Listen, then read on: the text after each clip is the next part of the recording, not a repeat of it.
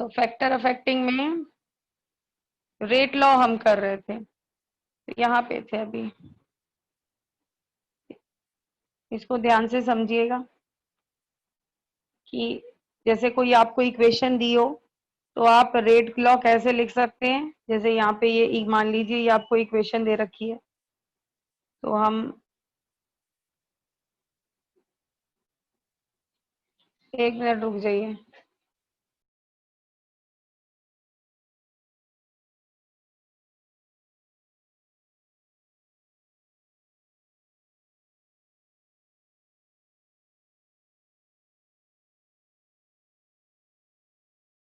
दे रखी हुई है तो आप उस इक्वेशन को कैसे लिखेंगे।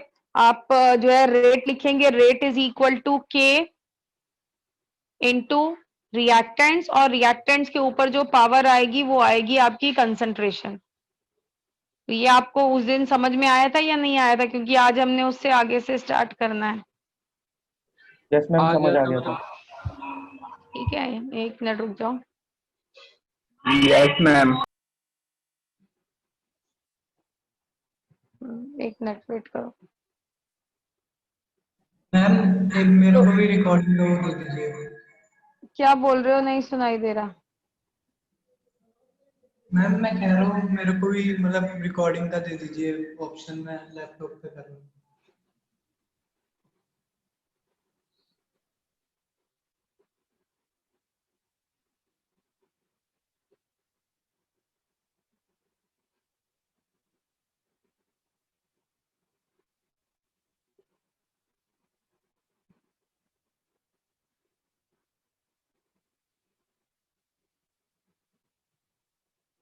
हाँ जी, तो फिर अब आज हम आगे करेंगे। मैंने आपको बताया था ये जो के है इसको रेट कांस्टेंट बोलते हैं। अब इसको कैसे डिफाइन करेंगे।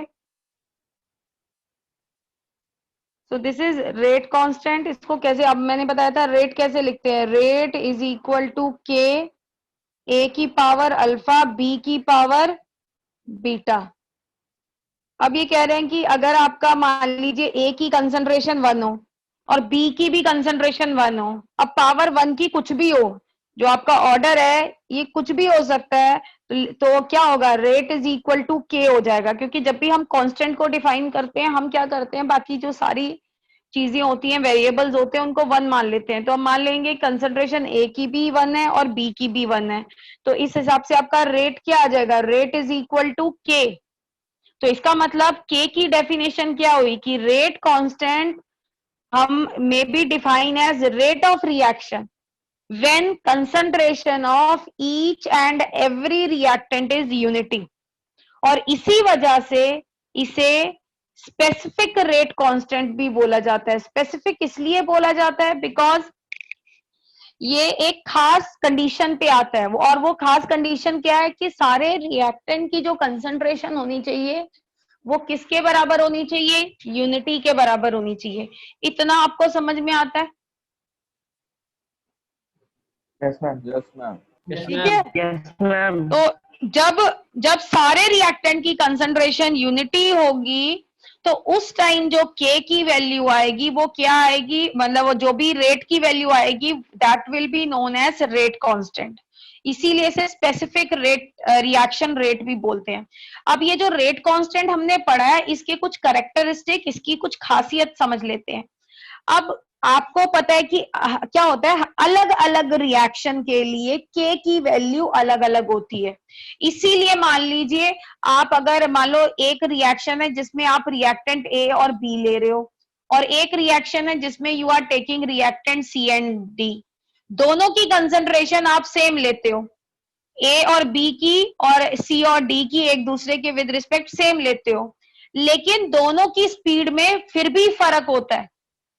वो क्यों फर्क होता है, क्योंकि भाई यहाँ पे अगर आप देखें रेट इज इक्वल टू के ए की पावर, मतलब रिएक्टेंट की पावर क्या होती है, यहाँ पे रिएक्टेंट की पावर होती है ऑर्डर।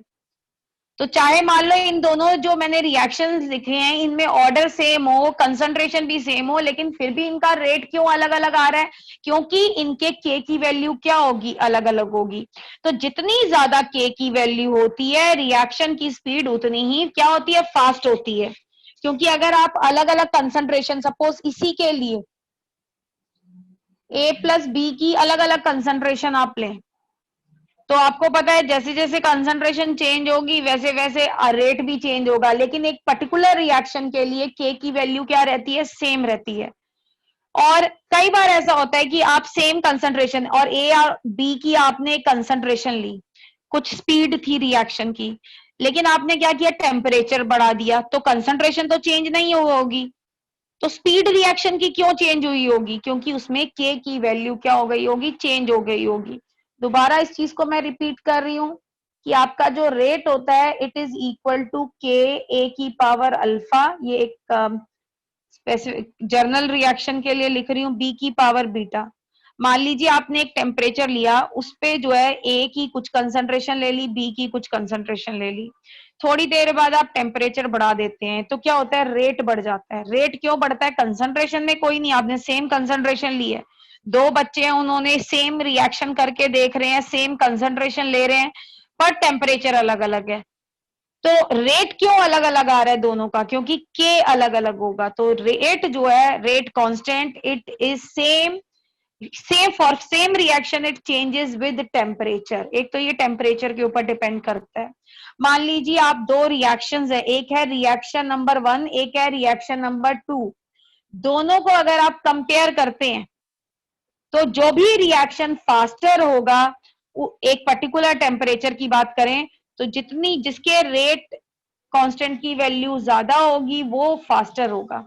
तो हम के की वैल्यू से भी दो रिएक्शंस को कंपेयर कर सकते हैं कि कौन सा फास्टर होगा और कौन सा स्लो होगा।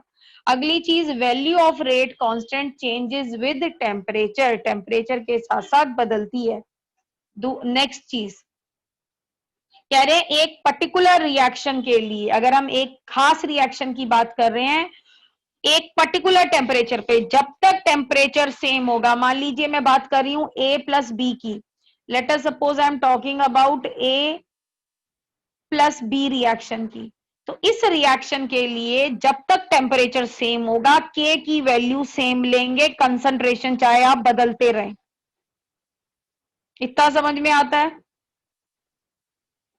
क्योंकि ये जो पॉइंट है नहीं समझ में आता है, मैं दोबारा बताऊंगी, ये इंपॉर्टेंट, मैं एक बार और बता दूं। क्वेश्चन आएंगे। एक बार रिपीट कर दो मैम। चलिए एक बार और बता देते हैं। ये कह रहे हैं कि अगर आप मान लीजिए दो रिएक्शंस को कंपेयर कर रहे हैं, ठीक है, एक की दोनों की के की वैल्यू कंपेयर करेंगे, तो जिस रिएक्शन के लिए के की वैल्यू, रेट कांस्टेंट मतलब के की वैल्यू ज्यादा होगी वो ज्यादा फास्ट होगा। ये पॉइंट समझ में आता है? Yes ma'am. ठीक है कि आप दो Yes, या ma'am. 3 रिएक्शन को कंपेयर करें और उनकी स्पीड को जानने की कोशिश करें, तो जिस रिएक्शन के लिए के ज्यादा होगा उसकी स्पीड ज्यादा होगी। दूसरी बात, जो रेट कांस्टेंट है, अगर आप सेम रिएक्शन को ही ले लें, रिएक्शन आपका सेम हो, एक लड़का जो है वो टेम्परेचर 300 डिग्री पे काम कर रहा है और दूसरा लड़का वही 400 डिग्री पे काम कर रहा है, उसी रिएक्शन के ऊपर कंसंट्रेशन भी दोनों ने सेम ली है, तो क्या होगा, जो ज्यादा जो टेम्परेचर है दोनों के लिए रेट अलग अलग क्यों आएगा जबकि कंसंट्रेशन भी दोनों ने सेम ली है, क्योंकि एक रिएक्शन के लिए जो रेट कांस्टेंट है उसकी वैल्यू किसके ऊपर डिपेंड करती है, टेम्परेचर। आप टेम्परेचर बदल दो तो उसी रिएक्शन के लिए के की वैल्यू क्या हो जाएगी, चेंज हो जाएगी। ठीक है, के की वैल्यू जो होती है वो किसके ऊपर डिपेंड करती है, टेम्परेचर के ऊपर डिपेंड करती है। और मैंने बताया था हर 10 डिग्री पे के की वैल्यू क्या हो जाती है, डबल हो जाती है। ये अर्हेनियस में है। तो के की वैल्यू किसके ऊपर डिपेंड करती है, टेम्परेचर के लिए। मतलब दो रिएक्शंस की तो अलग अलग होती है के की वैल्यू सेम टेम्परेचर पे, लेकिन सेम रिएक्शन की अलग अलग टेम्परेचर पे भी अलग अलग वैल्यू होती है के की। ठीक है, ये दोनों पॉइंट समझ में आ गए? Yes ma'am.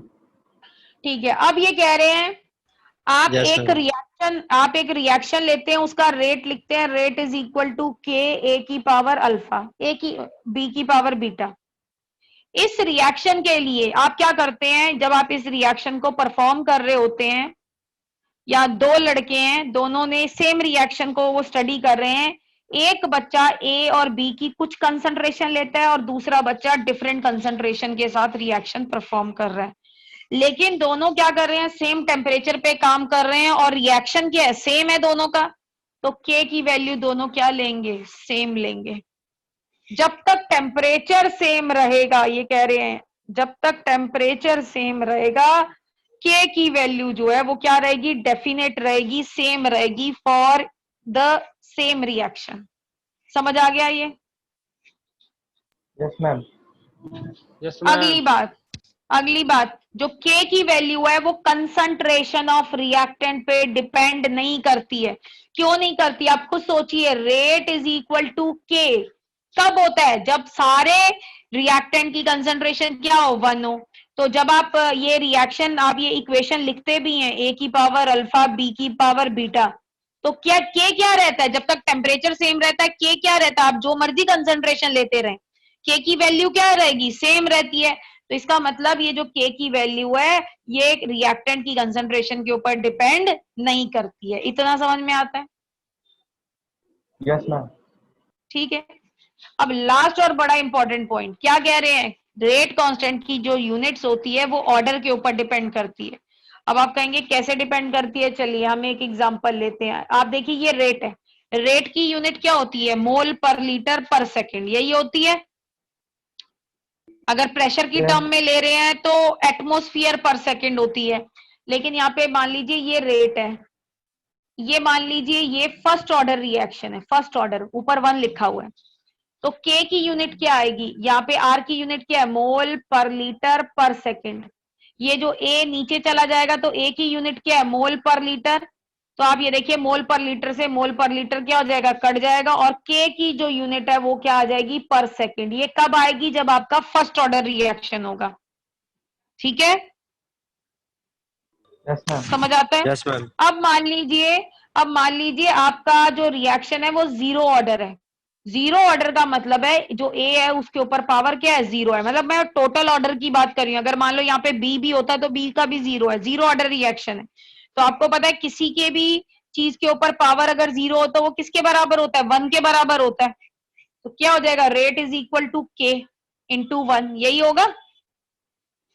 किसी भी चीज के ऊपर अगर आप पावर कर देंगे तो K इंटू 1।